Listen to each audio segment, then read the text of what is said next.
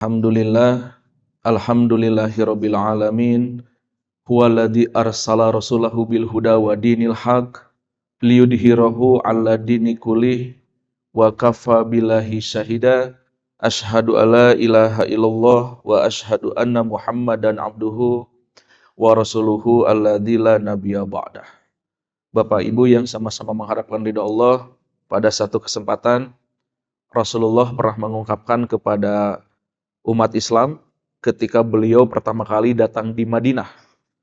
Maka beliau mengungkapkan, laqad abdalakumullahu khairan min huma yaumal adha wa yaumal fitri. Karena pada satu masa ternyata orang-orang Arab jahiliyah, termasuk pada saat Islam belum menyebar, ternyata masyarakat Madinah yang dimana yang dikenal dengan kaum muhajir, ternyata mereka pernah mengadakan ritual-ritual, yakni ritual yang mengikuti budaya orang-orang Persia pada saat itu, yang dikenal dengan budaya Nairuz dan Mihrojan. Nah, kalau bahasa kitanya itu peringatan tahun baru, tapi ala Persia. Nah, ketika Nabi datang ke Madinah, ternyata orang-orang Madinah masih memperingati dua hari raya itu, yakni Nairuz dan Mihrojan. Maka Nabi mengatakan kepada seluruh penduduk Madinah, kata beliau, qad abdalakumullahu khairan minhuma. Sungguh Allah telah mengganti dua yang lebih baik daripada dua yang itu. Jadi kata Nabi, Allah telah mengganti dua hari raya Nairuz dan Mihrojan itu dengan yang lebih baik. Apa? Yaumal fitri wa yaumal adha, yakni Idul Fitri dan Idul Adha. Jadi jelas dengan hadis ini, umat Islam tidak memiliki banyak peringatan, yakni hanya dua peringatan, yakni Idul Fitri dan Idul Adha. Bahkan peringatan Idul Fitri dan Idul Adha pun di masyarakat kita banyak terbalik. Ketika kita bertakbir di malam Idul Fitri, mulai dari bada maghrib, ya Pak ya, lebat hari ke-28 atau hari ke-30, bada maghrib kita langsung bertakbir sampai esok hari. Tapi untuk takbir Idul Adha, kebanyakan di kita, ya bertakbirnya sama juga dari malam ini sampai besok, sampai hari Tasyrik. Padahal kalau lihat di dalam beberapa riwayat, takbir yang dilakukan oleh Rasulullah itu ada waktunya terkhusus takbir Idul Fitri. Takbir Idul Fitri itu dimulai tidak dari waktu malam, tapi dimulai dari waktu ba'da subuh, selepas sholat subuh, ketika keluar dari rumah, ketika akan menuju lapang. Ketika khotib sudah naik untuk berkhutbah dan juga memimpin sholat, maka takbir berhenti. Nah, selepas sholat baru Nabi menuntun kita mengajarkan sebuah doa, yaitu taqabbalallahu minna wa minkum. Jadi, Bapak lamun bade ngirim takobal teh sanes disawengi, harusnya di esok hari selepas sholat Id waktunya itu. Nah, itu ya Pak. Nah, di kita banyak keterbalikan. Jadi malam Idul Fitri teh rame gitu ya. Padahal Nabi di malam Idul Fitri tidak mengumandangkan takbir. Justru takbir Idul Fitri itu dikumandangkan mulai dari ba'da subuh sampai akan masuk sholat Idul Fitri. Tapi kalau sholat Idul Adha, baru dari malam Idul Adhanya, di malam 10-nya. Sampai kapan? Sampai beres hari Tasyrik. Berarti 10, 11, 12, dan 13. Tanggal 13 Tasyrik di waktu maghrib berhentilah takbir untuk Idul Adha. Nah, di kita banyak keterbalikan gitu ya. Justru Idul Adha mah terame takbiranana teh. Leuwih keneh rame takbir Idul Fitri. Justru harusnya Idul Adha yang lebih banyak waktu bertakbirnya. Nah, itu ya Pak ya. Sedikit nanti Bapak bisa lihat di dalam beberapa riwayat dan ini hadisnya sahih. Yang insya Allah Idul Adha jika tidak ada perubahan, tanggal 10 Zulhijjah itu akan jatuh di tanggal 6 Juni, hari Jumat. Nah, ini pun menimbulkan berbagai macam ikhtilaf ataupun perbedaan di antara para ulama. Tapi hadisnya jelas, jika berkumpul dua hari raya, kata Nabi, maksudnya jika hari raya terdapat di hari Jumat, maka cukup orang yang sudah merayakan sholat Id tersebut tidak melakukan sholat Jumat. Tetapi kata Nabi, tapi aku tetap melakukan sholat Jumat gitunya Pak. Jadi mun Bapak hayang ngeringan sunnah Nabi, tetap sholat Jumat. Tapi lamun teu sholat Jumat dosa teu?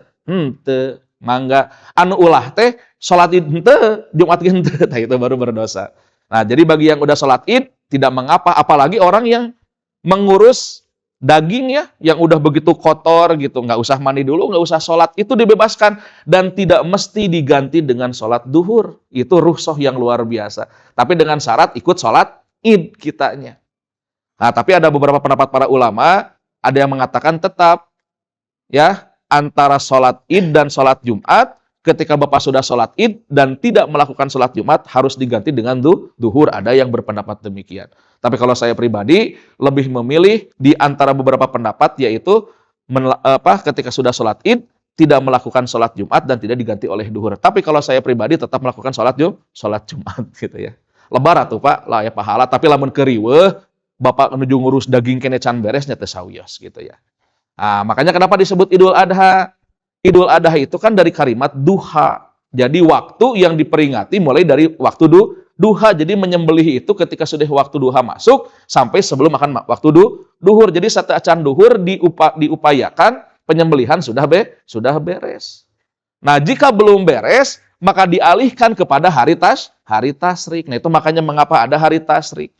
Hari Idul Adha-nya disebut Yauman Nahar, 3 hari berikutnya disebut Yaumat Tasrik. Yauman Nahar itu hari penyembelihan, dimulai dari waktu duha awal sampai duha akhir. Maka jika sudah duha akhir, diupayakan penyembelihan berhenti. Makanya disebut Idul Adha, perayaan hari raya di waktu duha. Kenapa disebut hari tasrik, Pak? Hari tasrik teh, naon namina, Pak? Hari tasrik itu hari mengeringkan daging. Jadi tasrik itu artinya hari mengeringkan daging, Pak. Karena zaman Rasulullah kan can aya kulkas ya. Nah, fermentasi terbaik untuk daging itu dikere. Jadi sahur Nabi, takut saudara kamu tidak terbagi, maka sepertiga dagingnya kamu fermentasikan dengan cara dikere. Sok keuretan leutik-leutik, cek Nabi teh poe. Nanti jika ada yang belum terbagi, bagikan ke saudara kamu. Jika tidak, ya makan oleh kamu, kata Nabi. Nah, selama waktu mengeringkan daging 3 hari itu disebut hari tasrik. Jadi hari tasrik teh hari naon Pak? Moe daging hari tasrik tehnya. Nah, ya, hari moe daging kan cenah kulkas kapungkur mah. Nah, ini istilah-istilah ini yang harus kita pahami karena ternyata banyak istilah-istilah agama yang datang ke kita, istilah itu menjadi rancu. Bahkan umat Islam sorangan teu apal naon itu maksudnya hari tasrik. Jika bapaknya jangan ngadoakeun, Bapak alhamdulillah saya sudah punya toko saya dari 1 menjadi 2. Jauh Bapak teh ngadoakeun we, barokallah. Cik, Bapak ari anu laras mun ngadoakeun teh barokallah ta barokallah. Bade barokallahu fik atau barokallahu alaik? Nah, yang betul barokallahu fik atau barokallahu alaik? Nu mana we Ustaz bari henteu eta teh aya tujuanana. Mata ke dina bahasa Arab, apa aya kata kerja nu digabung jeung huruf jar itu teh beda artinya. Siga kafaro artinya kafir. Ya, menutupi sesuatu. Tapi kalau kafarobi itu kafirnya secara khusus. Matak dina Al-Qur'an jika seseorang kufur kepada Allah, kalimat kafirnya harus pakai huruf jarbi ke depannya. Kafaro billah, kafaro bi rasulillah. Tapi untuk menggambarkan kufur manusia terhadap manusia itu tidak menggunakan bi. Mata Nabi menyebutkan ketika banyak perempuan masuk neraka dosanya 1, an yakfurnal asyiro, tidak pakai bi di sana. Dia kufur terhadap kebaikan suaminya. Itu bedanya Pak dalam bahasa Arab. Jadi kedah hati-hati ngaos bahasa Arab. Jadi mun aya nu benten kemudian leungit huruf mah itu akan merubah makna yang sesungguhnya. Gitu ya Pak ya. Oke.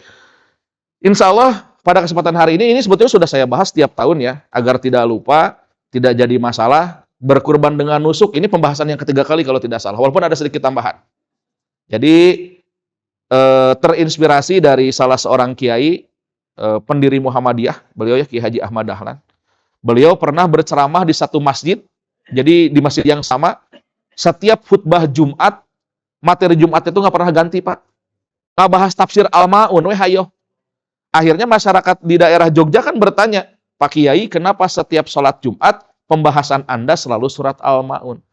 Jawaban Pak Kiai sederhana, ya karena masyarakat di sini masih menggambarkan kondisi surat Al-Ma'un. Artinya apa? Banyak orang yang sholat tapi masih lalai.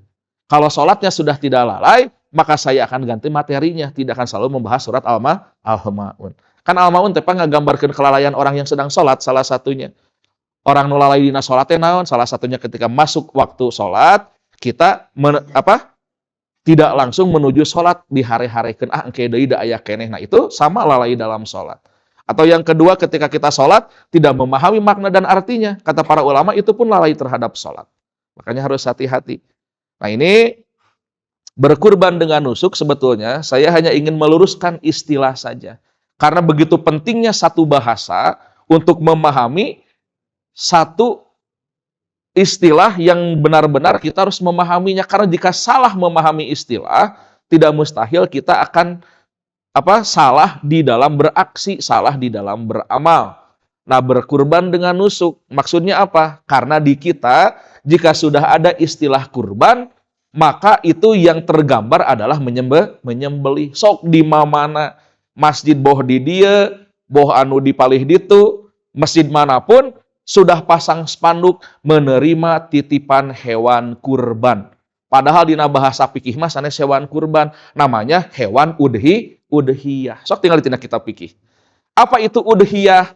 Hewan yang disembelih di hari nahar dan di hari tasrik. Hewan tersebut diberi nama udhiyah. Sanes hewan kurban. Nah, kita harus banyak meluruskan. Siga istilah takjil di bulan Ramadan, menjual makanan takjil. Takjil mah lain kadahareun. Takjil mah sifat orang yang berbuka saum harus mempercepat saum, mempercepat buka teh dina bahasa Arabna takjil. Nah, jadi banyak istilah yang sudah rancu, termasuk kurban. Jadi kurban mah sanes mencit. Nyapa, tapi mencit bagian daripada berkurban kepada Allah. Nah, ini harus diluruskan istilahnya. Oke.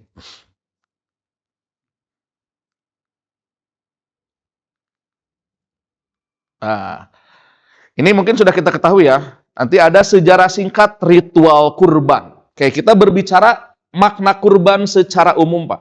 Pokoknya jika berbicara definisi, pasti satu ada definisi secara umum, yang kedua definisi secara khusus. Ini harus dibedakan. Nah, ritual kurban secara umum ini terjadi kepada kurbannya kedua anak Adam. Di dalam tafsir Al-Qurtubi, di dalam tafsir Imam Ibnu Katsir, begitu dengan jelas diceritakan bagaimana Adam memiliki anak yang berpasangan. Dulu dilahirkan dua orang anak sekaligus. Yang pertama adalah Qabil dengan Iklima, Habil dengan Labuda. Karena pada saat itu tidak banyak manusia, Allah memerintahkan pertikahan silang antara saudara. Jadi yang Qabil dengan Iklima itu adik kakaknya. Kalau Habil dengan Labuda maka harus ditikah silang. Maka Qabil harus menikahi Labuda dan Iklima harus menikahi Habil. Singkat cerita seperti itulah kurang lebih ya. Ini karena lumayan cukup panjang. Dan ini diceritakan dari surat Al-Maidah ayat ke-27. Nah ini kisahnya ya.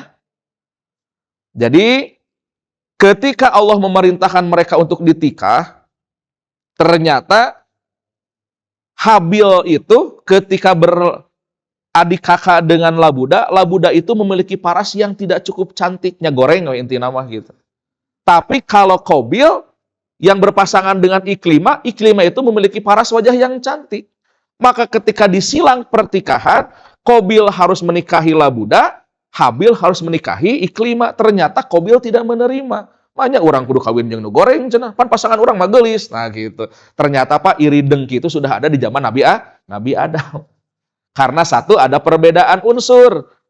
Ya, anu harusnya Qabil itu menikahi Iklima yang cantik, Habil jeung Labuda da eta pasanganana, tapi diperintahkan oleh Allah harus disilang menikahnya. Ini ujian pertama bagi umat manusia. Maka akhirnya di sana Qabil iri dengki terhadap Habil. Akhirnya apa?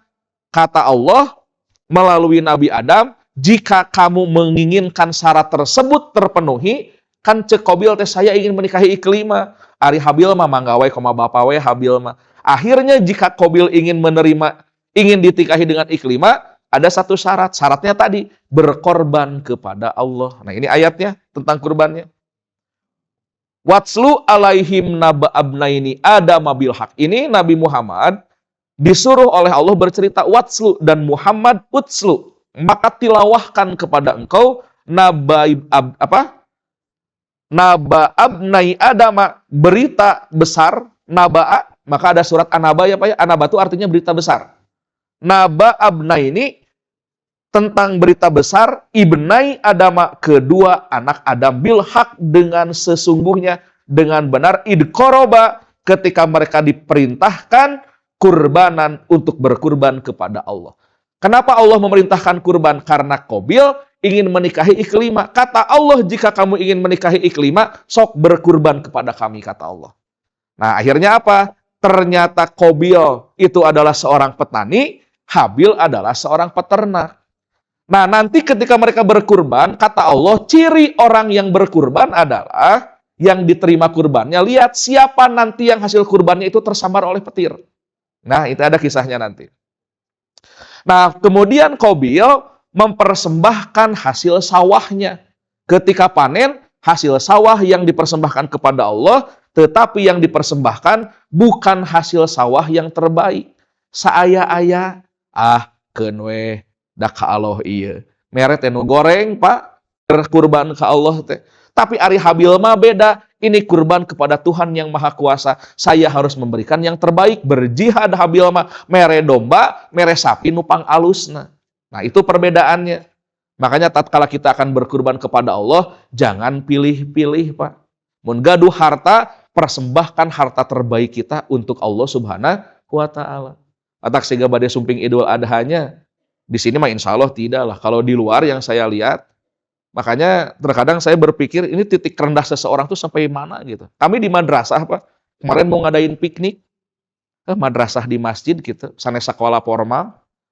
Padahal udah jauh-jauh hari, piknik itu nggak jauh, kita hanya mengagendakan Rp150.000, 90.000-nya untuk tiket outingnya, sisanya buat makan dan angkutan umum. Tiba-tiba begitu H-7 kita sudah mengumpulkan siapa yang mau ikut, ternyata hampir 70% menyatakan tidak ikut rihlah. Alasannya kenapa? Pak Ustadz tegaduh artos. Kalau kami harus rihlah mengeluarkan uang 150.000, saya tidak bisa memberi bekal anak saya untuk sekolah selama 1 bulan ke depan. Kan kabayangnya ini sampai titik terendah teh sakumaha teu boga duit eta jelema gitu. Tapi kalau saya lihat anak-anaknya yang dianggap tidak punya uang, sekolah teh naik motor gitu kan. Jajan laloba sapoe teh meureun aya 20.000 jajan gitu kan. Kela itu salah teh formula ibu mendidik anaknya atau seperti apa yang salah itu. Nah, ini apanya? Nah, kurban juga sama.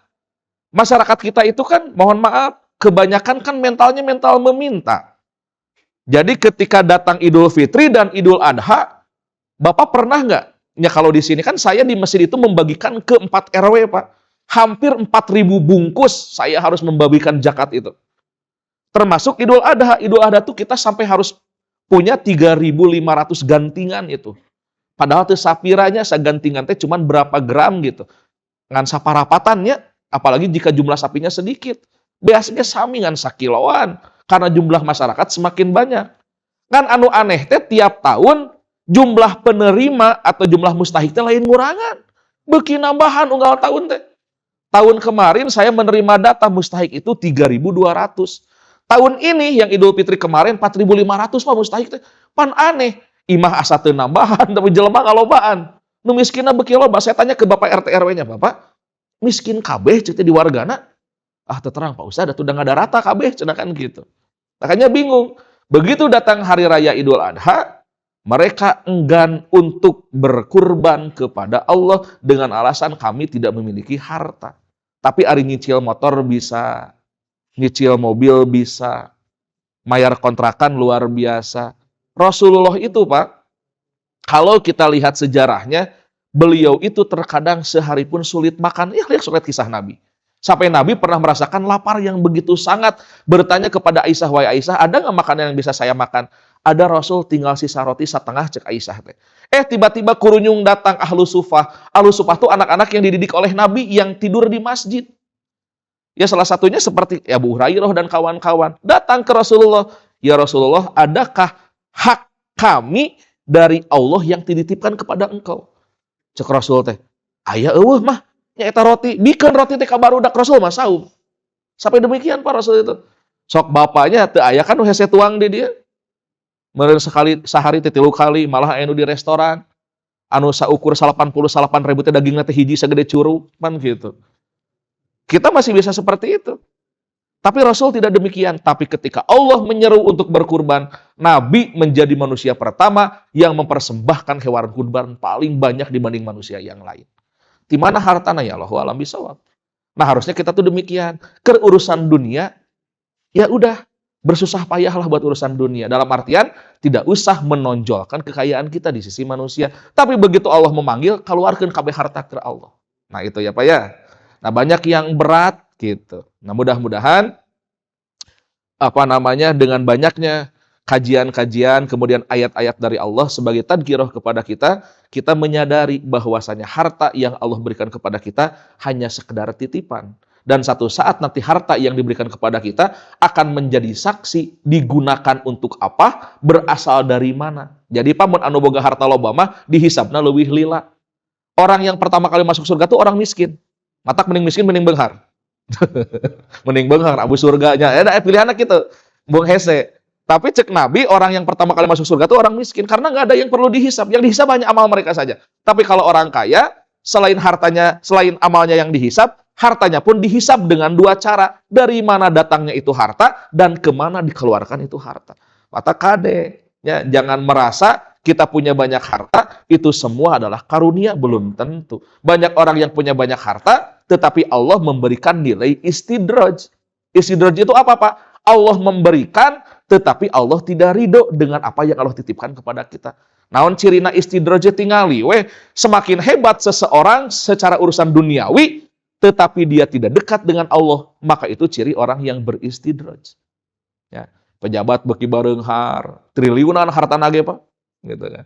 Tapi dia tidak dekat dengan Allah, ciri istidraj. Tapi tetap kita kembalikan kepada Allah, itu semua yang menilai pahala dan dosa hanya hak prerogatif Allah. Ya, kita tidak usah ikut campur urusan mereka lah. Nah ini. Jadi disuruh berkurban. Tadi Habil berkurban dengan hasil ternak, tetapi Qabil berkurban dengan hasil sawah dan ladangnya. Hanya bedanya, Qabil memberikan yang terburuk, tetapi Habil memberikan yang terbaik. Maka jawaban Allah, fatukubila min ahadihima. Maka diterimalah salah satu kurban dari kedua anak Adam.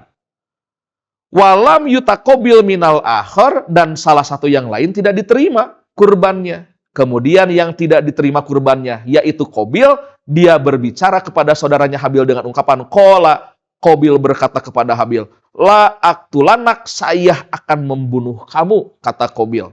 Qala, maka Allah menyatakan, innama yataqabbalallahu minal muttaqin, sesungguhnya yang Allah terima dari kurban kedua anak Adam bukan ternaknya, bukan hasil sawahnya, tetapi dikarenakan nilai-nilai ketakwaan pada orang yang akan berkurban tadi.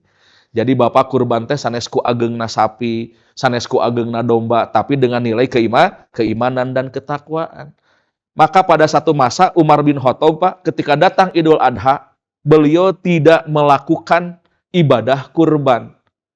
Kenapa? Kata Umar bin Khattab, tahun ini saya melihat bangsa Arab berkurban hanya demi kesombongan dunia saja. Mereka berkata, domba saya lebih besar, domba saya lebih bagus. Akhirnya Umar memilih untuk tidak menyembelih hewan pada saat itu. Jadi apa maksudnya?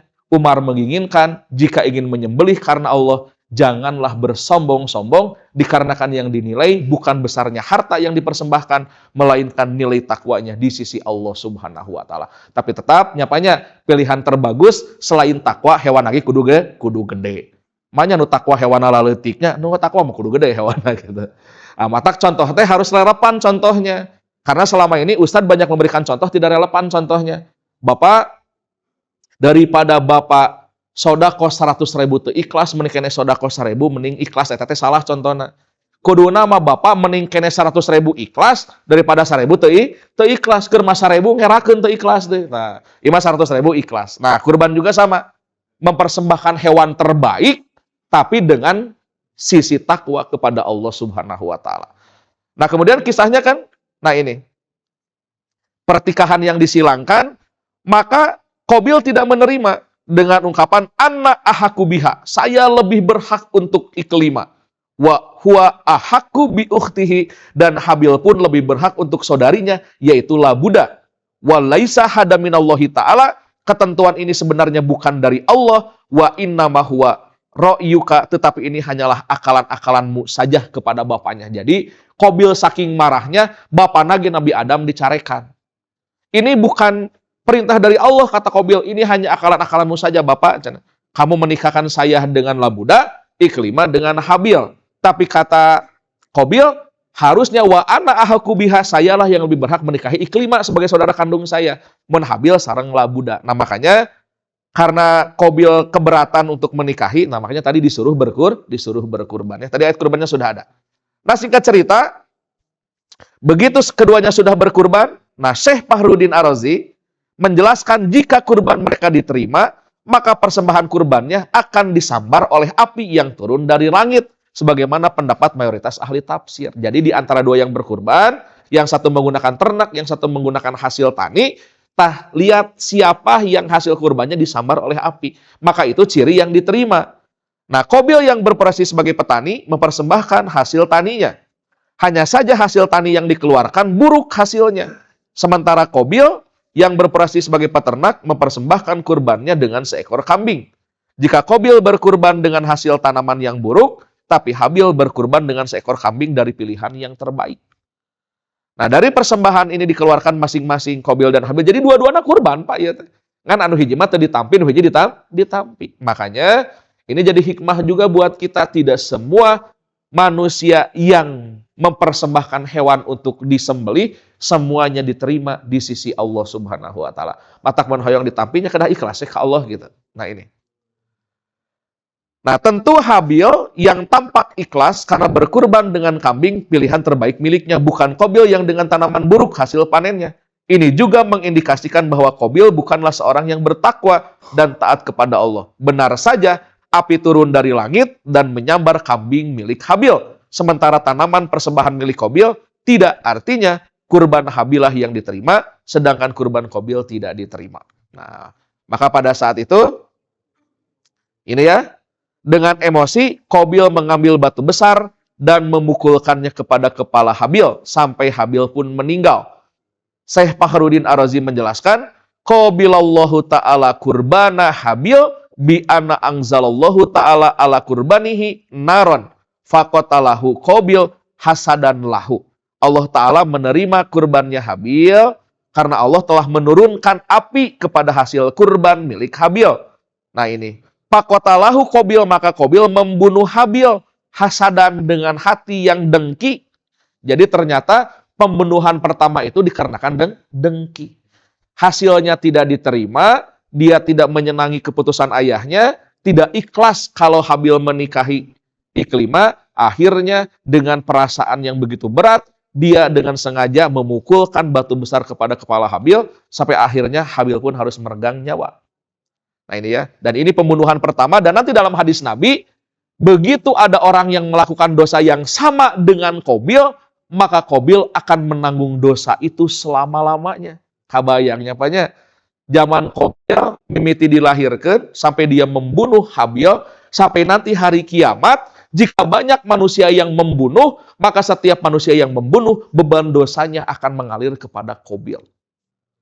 Nah, matak Bapak jeung Ibu, kalau punya nilai kebaikan, sok nilai kebaikan itu ajarkan kepada orang. Jika orang meniru kebaikan kita dan kita wafat, maka kebaikan itu akan terus mengalir kepada diri kita. Tapi kalau Bapak Ibu punya keburukan, dan keburukan itu diajarkan kepada orang, orang meniru keburukan kita. Kemudian kita wafat, maka selama orang itu melakukan keburukan yang sama seperti kita pun akan mendapatkan dosa seperti apa yang dia lakukan, walaupun kita sudah wafat. Nah itu yang disebut amalan yang sampai kepada mayit, walaupun mayit sudah tidak ada di dunia. Salah satunya tadi, amal soleh atau amal salah. Jadi Bapak harus punya investasi. Investasi yang cerdas adalah berinvestasi dengan amal soleh. Nah, ini sering hilapnya, Pak. Dan yang kurang investasi teh duit itu yang perusahaan gitu kan. Nah ini. Yang kedua, kisah kurban di zaman Nabi Ibrahim. Ini Bapak juga sudah tahulah kisahnya ya. Nabi Ibrahim yang mendambakan anak dari istri yang kedua, karena dari istri yang pertama, Nabi Ibrahim tak kunjung punya anak. Akhirnya ketika menikahi Hajar, Hajar itu merupakan budak yang diberikan oleh Sarah dari Mesir. Akhirnya Nabi Ibrahim dengan berat hati harus punya dua istri. Ya, Pak. Jadi Nabi Ibrahim bukan dua istri, berat. Berat hati. Ditawisan eta teh kusaha kusarah teh bapak nikah deui atuh.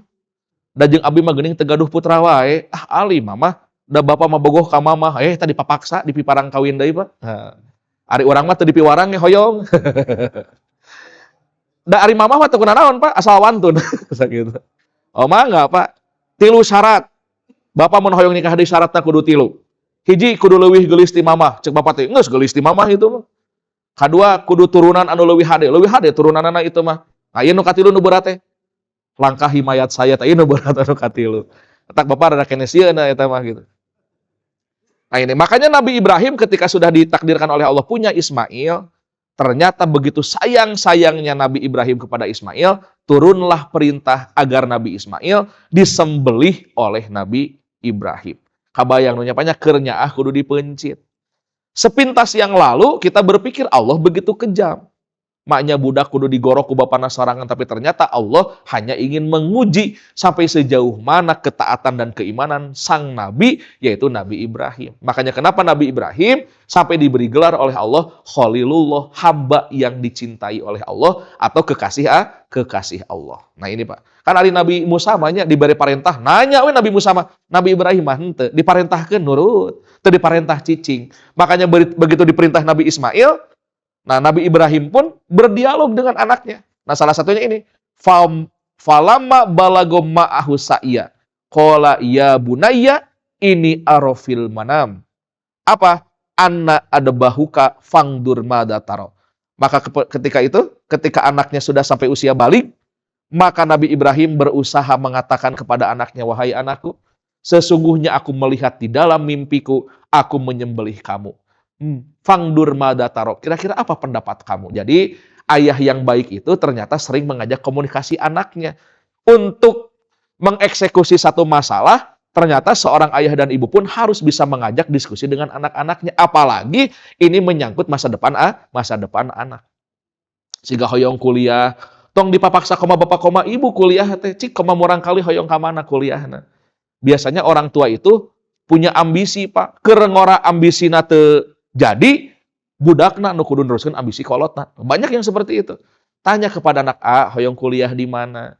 Ari saur bapa mah teh saena mah ka dieu. Sok kinten-kinten naon pendapat kan enak meureun anak teh diajak ngobrol demikian. Seperti Nabi Ismail diajak ngobrol oleh Nabi Ibrahim. Nabi Ibrahim teu ngagugusur Nabi Ismail ka dieu urang dipencit ku bapa. Henteu ditanya heula. Ismail ka dieu. Bapa teh ngimpi kamari. Nabi Ismail tahu bapaknya tuh nabi. Makanya Nabi Ismail tahu apa yang diimpikan oleh ayahnya, perintah Allah. Maka ketika ditanya, apa pendapat kamu tentang mimpi bapak? Iya jawaban Nabi Ismail teh. Qala ya abati. Berkatalah Ismail kepada ayahnya, wahai ayahku, if'al ma'tumaru. Jika itu perintah Allah, maka kerjakanlah. Wah hebatnya bunya. Budak kerek dipencit, daek gitu kan. Daek Nabi Ismail, karena tahu itu perintah Allah. Nah makanya, begitu Nabi Ismail ikhlas dengan perintah Allah, Nabi Ibrahim pun ikhlas keduanya, maka Allah menyatakan, fatajiduni insyaallah minas sabirin, maka keduanya itu insya Allah berada dalam kalangan orang-orang yang bersabar di sisi Allah. Nah ini ayat yang mengemukakan kalau Nabi Ismail diganti oleh sesembelihan dalam surat As-Saffat ayat 103 sampai 107. Ini apa ya yang paling terakhir nih. Nah, inna hadalah wal bala'ul mubin wa fadiyanahu bidhabhin atau bidibhin adim. Maka pada saat akan disembelih, Nabi Ismail sudah diarahkan ke arah kiblat, sudah disiapkan goloknya, tapi Allah menebus Nabi Ismail dengan seekor sesembelihan yang besar. Jadi ini bukan hanya sekedar dongeng, tapi ini merupakan firman Allah yang memang sudah kejadian di saat Nabi Ibrahim untuk menyembelih Nabi Ismail. Nah ini sesembelihan, bahasanya dabahun, sanes kurbannya Pak. Nah makanya dari dua kisah ini kita simpulkan pengertian kurban yang tadi. Kurbannya anak Adam dan kurbannya Ibrahim. Nah ritual kurban pada masa Nabi Ibrahim memiliki istilah khusus yang lebih spesifik, yaitu ibadah nusuk. Jadi ibadah sesembelihan teh istilah fikihna sanes ibadah kurban. Menurut istilah fikih, ibadah menyembelih itu disebut nusuk. Ya Pak ya? Nah, artinya makna kurban pada masa Nabi Adam merujuk pada makna kurban secara umum. Dan pada masa Nabi Ibrahim merujuk pada yang khusus. Jadi kurban pada masa Nabi Adam, arti kurbannya secara umum, pokoknya harus berkurban kepada Allah. Tapi pada zaman Nabi Ibrahim, kurbannya merujuk kepada syarat baru, yaitu menyembelih hewan. Nah, ibadah sesembelihan di dalam istilah fikih disebutnya nusuk sanes kurban. Nah, makanya makna kurban berasal dari kalimat koruba, ya kerubu, kurban, wa kurbanan. Kurban ialah, artinya, ma yutaqarrabu bihi ilallah. Artinya, apa saja yang mendekatkan diri kepada Allah disebutnya kurban. Jadi pak kurban mah sanes mencit, tapi kurban mah usaha dan upaya manusia sebagai hamba Allah melakukan sebuah perbuatan agar dekat dengan Allah, itu disebutnya kurban. Ya, jadi kurban mah sanes mencit, tapi upaya bertakorup kepada Allah disebut kurban. Nah, menyembelih hewan di waktu Idul Adha tujuannya untuk mendekatkan diri kepada Allah. Makanya hewan sesembelihan yang disebut nusuk ini berkat upaya agar kita menjadi dekat dengan Allah. Makanya judulnya berkurban dengan nusuk. Artinya apa? Dengan ibadah sesembelihan ini semoga kita semakin dekat dengan Allah Subhanahu wa taala. Itu maksudnya. Ini Pak ya. Nah, kalau arti nusuk apa? Arti nusuk adalah ibadah. Nasaka yansuku nuskan wa nusukan wa mansakan, artinya beribadah. Arti nusuk bisa 3 makna. 1, bermakna ibadah secara umum. Yang kedua, beribadah dalam bentuk pendekatan diri kepada Allah dengan menyembelih. Tuh. Atau yang ketiga, yang dimaksud dengan ibadah haji, matak disebutnya manasik haji. Dari kalimat nusuk, artinya ibadah haji. Atau ibadah nusuk ini bentuk takorub dengan cara menyembelih. Jadi sekali lagi Pak ya, nusuk teh 3 artina. 1 arti ibadah secara umum, yang kedua arti menyembelih untuk mendekatkan diri, atau yang ketiga ibadah haji. Itu ya Pak ya. Nah, diambil dari kalimat ini. Kul inna sholati wa nusuki wa mahyaya wa mamati lillahi rabbil alamin. Sesungguhnya salatku, nusukku, hidupku dan matiku hanyalah untuk Allah, Tuhan semesta alam. Nah, di dalam qaulul mufrad, kata nusuk secara bahasa artinya ibadah. Namun yang dimaksud oleh syariat adalah menyembelih. Maka kata nusuk dalam ayat ini dapat dimaknai ibadah secara umum, dapat pula dimaknai penyembelihan.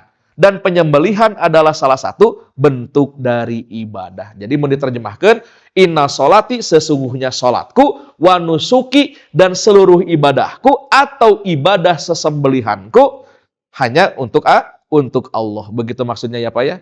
Jadi sekali lagi, ibadah kurban itu yang lebih sesuai menurut istilah bahasa fikih bukan ibadah kurban, tetapi ibadah nusuk. Jadi ibadah nu patula patali sareng mencite bahasa fikihna nusuk. Ari kurban mah tujuan dari ibadah nusuk itu. Jadi dengan menyembelih besar harapan kita semakin dekat dengan Allah. Apa medianya? Menyembelih gitu.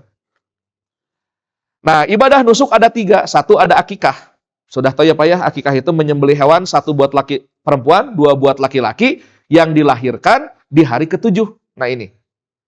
Jadi di hari ke-7 itu ada 3 upacara yang harus dilakukan ibadah itu Pak.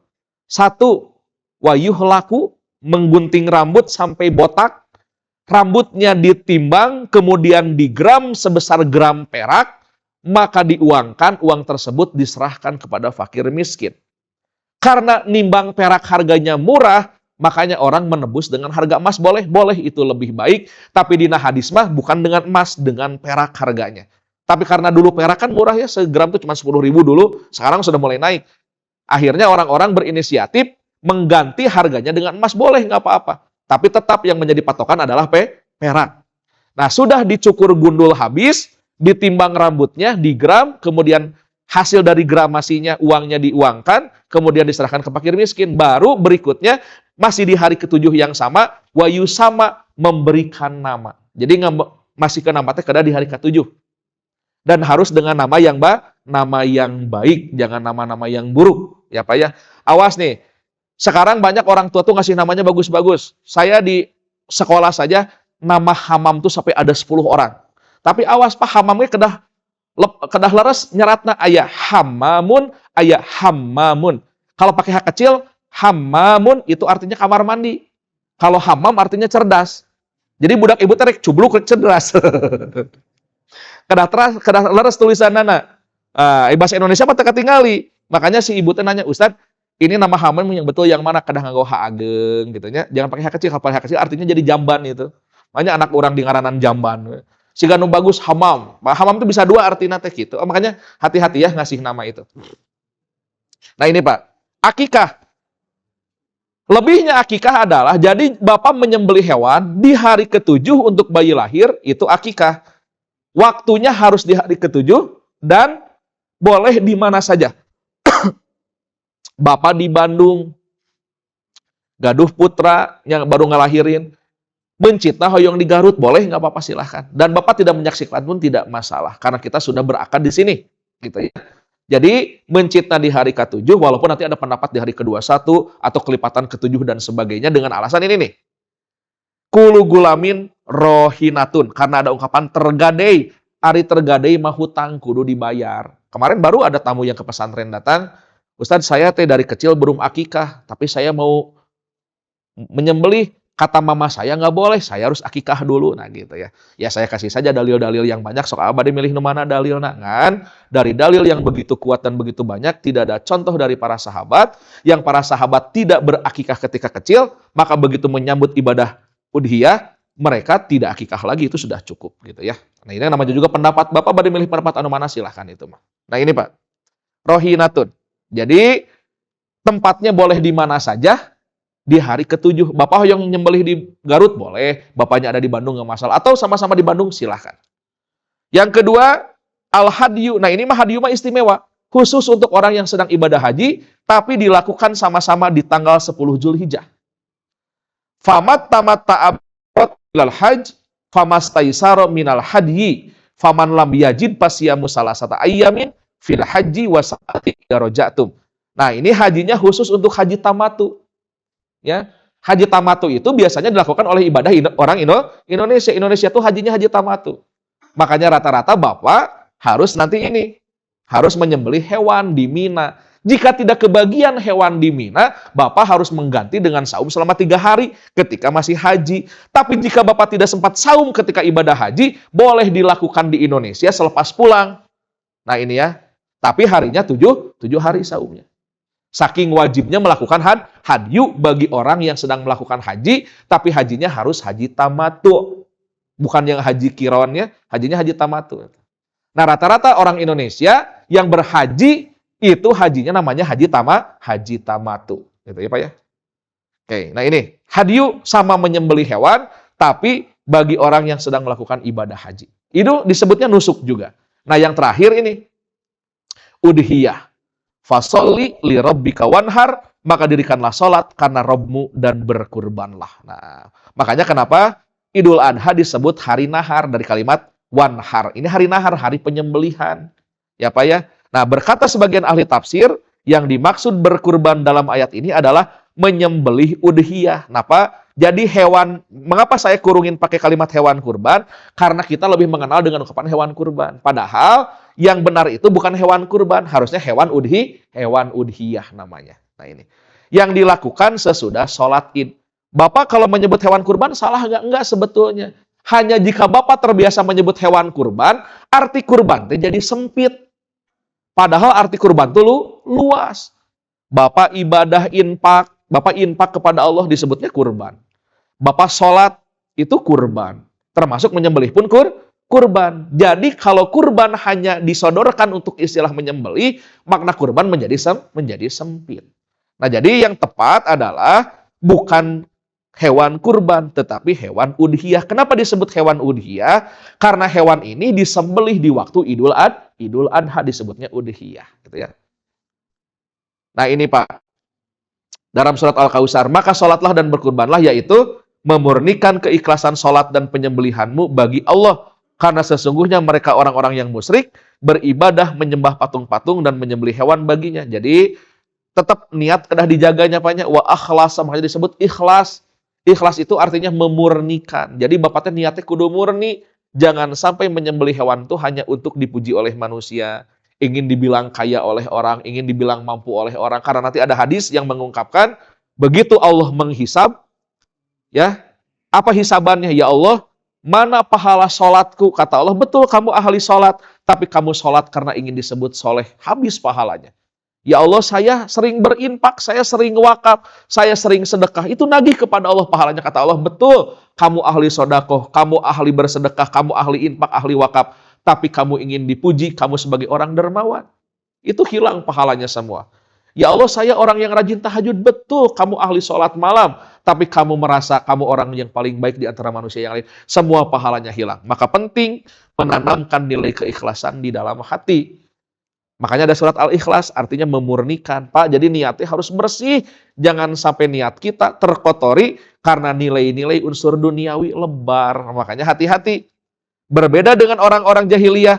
Orang jahiliyah menyembelih itu bukan karena Allah. Tujuannya untuk menyembah patung. Makanya pernah kejadian. Cerita yang saya ceritakan di Ahad 2 bulan kemarin.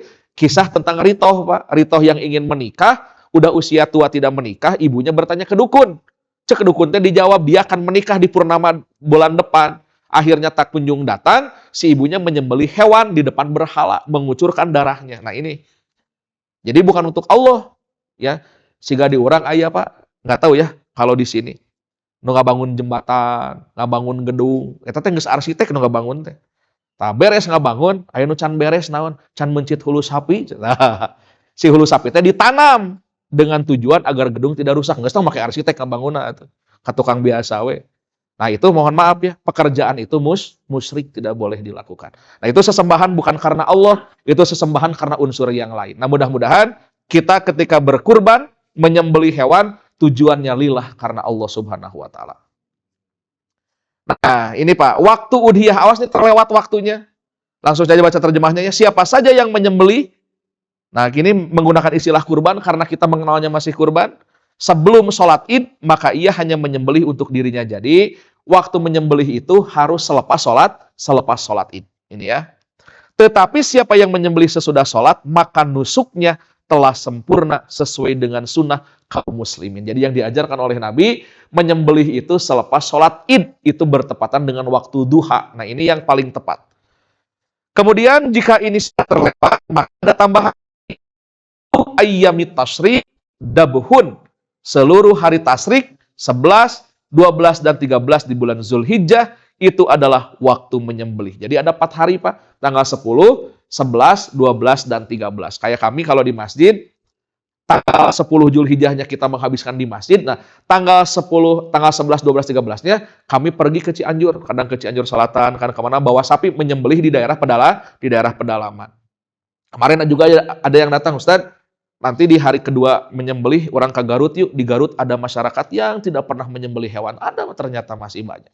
Hayu atuh orang ke Garut orang nikreuh lah ka ditu beberapa mobil. Orang mencit di itu. Ya kita ngadakan acara penyembelihan seperti yang dicontohkan oleh Rasulullah SAW. Jadi tidak merata Pak. Termasuk waktu di Bima. Nah terkadang saya jika tidak udhiyah di Bandung, saya udhiyahnya di Bima dengan kawan-kawan karena sahamnya lebih murah Pak di Bima itu.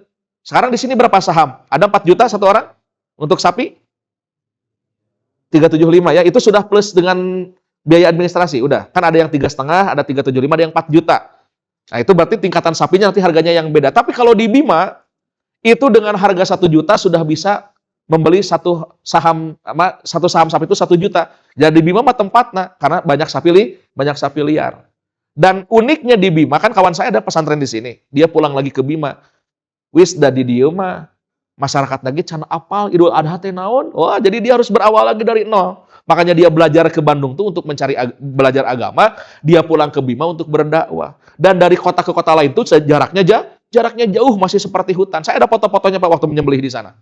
Rumah lagi masih rumah panggung, tina kayu, lampu pun jarang, masih yang menggunakan patroma gitu. Di Bimanya itu, Bima yang di dalam.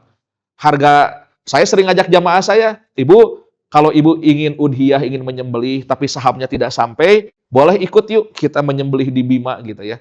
Boleh nggak menyembelihnya ibunya di Bandung, menyembelihnya di Bima? Boleh, nggak apa-apa. Ya, jadi Bapak udhiyah itu boleh menyembelihnya di luar kota, boleh menyembelihnya dimanapun, walaupun kitanya tidak ada di sana. Biasanya orang sana sudah memfotokan ibu siapa, difotokan sebagai bukti. Nah itu ya Pak ya. Nah ini, boleh di waktu-waktu tasyrik. Nah ini, Nah, Pak coba lihat. Al-udhiyah wa tadhiyah. Jadi Pak, udhiyah dan tadhiyah itu adalah ismun lima yudbahu, nama bagi sesuatu yang disembelih. Jadi nu dipencit di Idul Adha teh namina teh udhiyah atau tadhiyah sanes kurban cek abdi ge. Ini dalam kitab fikih sunnah. Apa saja? Minal ibili dari golongan unta, wal bakori dari kalangan sapi, wal gonami ataupun dari domba. Yauman nahri di tanggal 10 Zulhijjah, wa ayami tasrik atau di hari tasrik. Takoruban tujuannya untuk berkurban ilallahi kepada Allah. Jadi kurban mah tujuan. Adapun ibadahnya bukan kurban, ibadah menyembelihnya disebutnya nusuk. Ya Pak ya. Nah, istilah ini harus kita informasikan kepada yang lain agar tidak salah.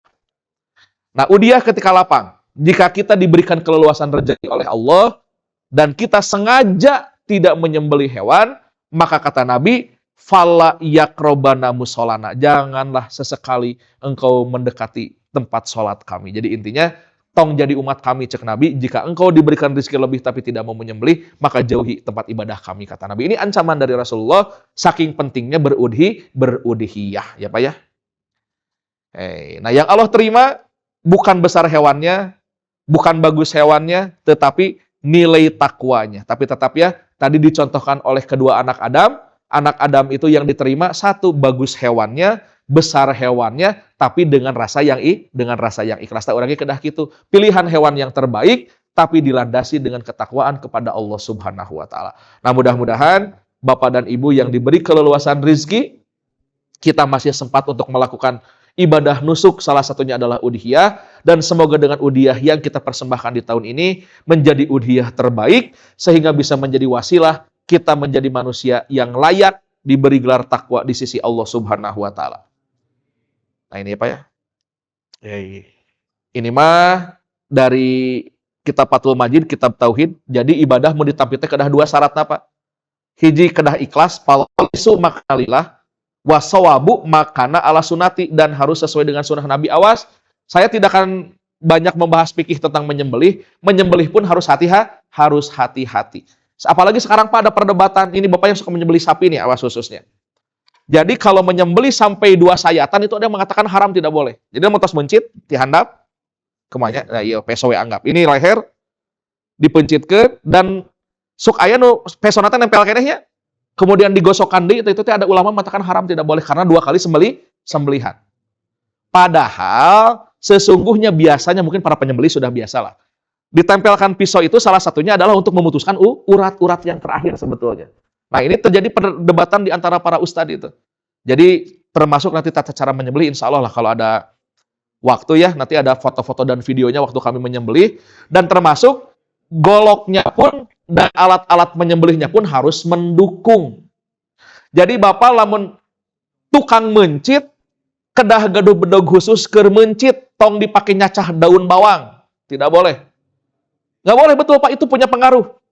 Dan tong seueur di cepang kupanangan. Beres mencit, bersihan, minyakan di, tutupkan tina sarung. Itu dirawat per 3 bulan sekali. Per 3 bulan sekali dirawatnya.